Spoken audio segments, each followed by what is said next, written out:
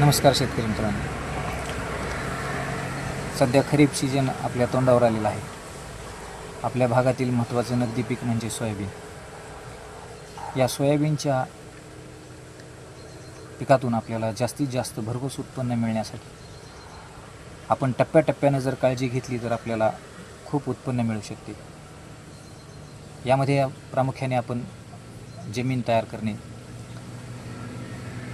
बियाण्याच्या वाणांची निवड करणे, त्या बियाण्यांना बीज प्रक्रिया करणे, बियाणे पेरल्यानंतर उगवणीपूर्व तणनाशक आणि उगवणीनंतर तणनाशक वापरणे, पिकाच्या वाढीच्या अवस्थेत योग्य वेळी खतांचा पुरवठा करणे, आवश्यकतेवेळी कीड आणि रोगांपासून पिकांचे संरक्षण करणे, अशा टप्प्याटप्प्यानं काळजी घेतल्यानंतर आपल्या सोयाबीन पिकाच्या उत्पन्नात भरघोस वाढ होईल, यात तीळमात्र शंका नाही. यामध्ये आपण महत्त्वाचं जमीन तयार केल्यानंतर बियाण्याच्या वाणांची निवड कशी करायची याबद्दल आपण मागच्या व्हिडिओमध्ये माहिती घेतलेली आहे. या व्हिडिओमध्ये आपण बीज प्रक्रिया जो महत्त्वाचा टप्पा आहे त्याबद्दल थोडी माहिती घेऊया. बीज प्रक्रिया म्हणजे काय?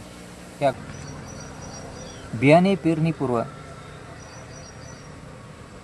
जमिनीद्वारे किंवा बियाद्वारे रोगाची आणि किडींचा प्रादुर्भाव होऊ नये म्हणून बुरशीनाशक किंवा कीटकनाशक चोळणे किंवा पिकाच्या उत्पादन वाढीसाठी बियाणांना जीवाणूजन्य खतांची प्रक्रिया करणे, यालाच आपण बीज प्रक्रिया असं म्हणतो. तर याचे फायदे काय? बीज प्रक्रियेचे फायदे असे आहेत. सर्वात महत्त्वाचं, कीड आणि रोगांपासून आपल्या पिकाचं आपण संरक्षण करू शकतो. त्यानंतर बियाण्यांची उगवण क्षमता वाढवण्यासाठी या बीज प्रक्रियामधल्या घटकांचा उपयोग होतो. बीज प्रक्रिया केल्यानंतर रोपांची जोमदार आणि सतेज वाढ होते. सोबतच आपल्याला उत्पादन खर्चामध्ये बचत होते. आपली पहिल्या 15 दिवसातली किंवा 20 दिवसातली एखादी फवारणी आपण टाळू शकतो, ज्यामुळं आपल्या कष्टामध्ये आणि खर्चात देखील बचत होते. तर मग बीज प्रक्रिया कोणत्या घटकांनी करायची, त्याची प्रक्रिया काय हे अगोदर पाहू. बीज प्रक्रिया करत असताना आपण रोगांपासून बचाव करण्यासाठी बुरशीनाशकाचा वापर करावा, किडींपासून बचाव करण्यासाठी कीटकनाशकांचा वापर करावा आणि उत्पादनात वाढ पाहिजे असेल तर जीवाणूजन्य खतांचा वापर करावा. प्रथमतः आपण रोगांपासून संरक्षण करण्यासाठी काही घटकांची माहिती घेऊ. यामध्ये बुरशीनाशकांचा वापर आपण करणार आहोत. बुरशीनाशकांमध्ये काही रासायनिक घटक असतील, काही जैविक घटक असतील. त्यामध्ये रासायनिक घटक कोणते ते पाहू. रासायनिक घटकामध्ये आपण 22 नावाने ओळखले जाणारे किंवा कार्बेंडिझम 50% हा घटक असणारं बुरशीनाशक आहे, जे आपण 2 ग्रॅम प्रति किलो बियाण्यास वापरू शकतो. त्याचप्रमाणे मर रोगांपासून प्रादुर्भाव वाचवण्यासाठी आपण थायोफिनेट मिथाईल म्हणजेच रोको हे बुरशीनाशक 2 ग्रॅम प्रति किलो बियाण्यास आपण लावू शकतो. जैविक घटकाचा विचार केला असता मर रोगांपासून संरक्षण करण्यासाठी आपण ट्रायकोडर्मा प्रति किलो बियाण्यास 20 ग्रॅम या प्रमाणात आपण चोळू शकतो. तर ही होती बुरशीनाशके. कीटकनाशकांमध्ये देखील रासायनिक घटक आहेत. त्यामध्ये रस शोषक किडींपासून प्रादुर्भाव टाळण्यासाठी आपण थायोमिथॅक्झॉन 30% FS हे 3 ते 5 मिली प्रति किलो बियाण्यास आपण वापरू शकतो. तसेच इमिडाक्लोपिड 600 FS हे आपण 1 मिली प्रति किलो बियाण्यास वापरू शकतो. बीज प्रक्रियेसाठी रोग आणि किडींपासून संरक्षण करण्यासाठी आपण मिश्र घटक देखील वापरू शकतो, ज्यामध्ये बुरशीनाशक आणि कीटकनाशक दोघांचाही समावेश असेल.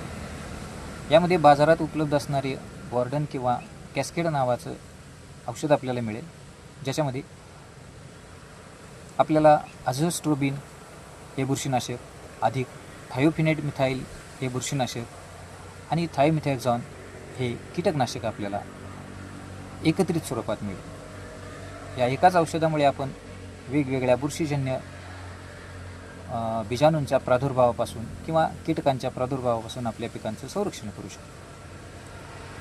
कधीकधी हलक्या जमिनी असतील, उत्पादन क्षमता कमी असेल, पिकाची जोमदार वाढ होत नसेल तर आपण खते देखील बीज प्रक्रियेमध्ये वापरू शकतो.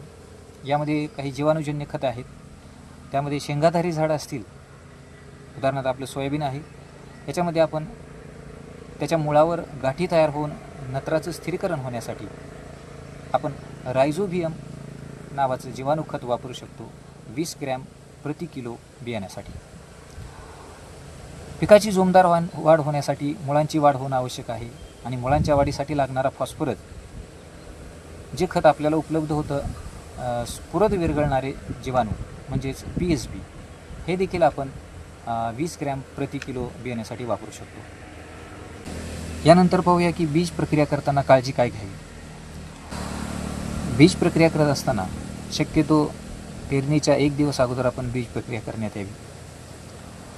जेव्हा आपल्याला रासायनिक कीटकनाशक आणि बुरशीनाशके आणि जीवाणूजन्य खते यांची देखील बीज प्रक्रिया करायची असेल तर रासायनिक कीटकनाशक आणि बुरशीनाशकांची बीज प्रक्रिया केल्यानंतर 1 तासाच्या नंतर किंवा 1 दिवसानंतर जीवाणूजन्य खतांची आपण बीज प्रक्रिया करावी. बीज प्रक्रिया करत असताना बियाणे जास्त ओले होणार नाही याची देखील काळजी घ्यावी. त्यानंतर बियाण्याला जास्त चोळण्यात येऊ नये आणि एकदा प्रक्रिया केलेले बियाणे आहे ते सावलीत आपण वाळत ठेवले पाहिजे. अशा प्रकारे काळजी घेतल्यानंतर योग्य ती बीज प्रक्रिया झाल्यानंतर आपली रोपे जोमदार वाढतील यात तीळ मात्र शंका नाही.